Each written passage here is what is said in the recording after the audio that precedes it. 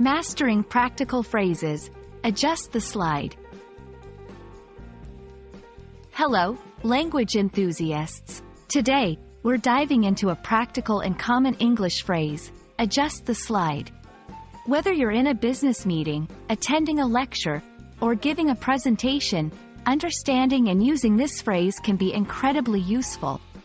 Let's unravel the meaning, usage, and nuances of adjust the slide together. Adjust the slide usually refers to the action of modifying or altering the position, content, or appearance of a slide in a presentation. It's a phrase you might hear in contexts where visual aids like PowerPoint, Google Slides, or other presentation software are used.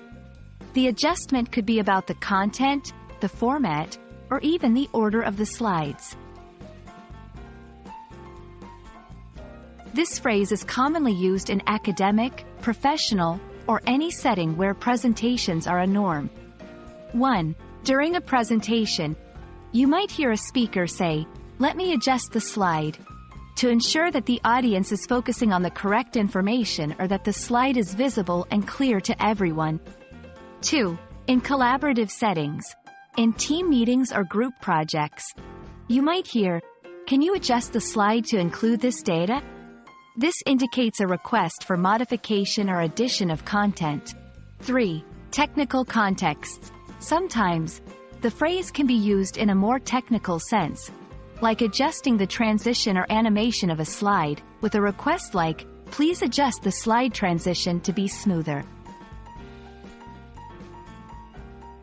To fully grasp the phrase, let's consider a few scenarios. 1. Business meeting. "John, could you adjust the slide to better highlight the quarterly sales figures?"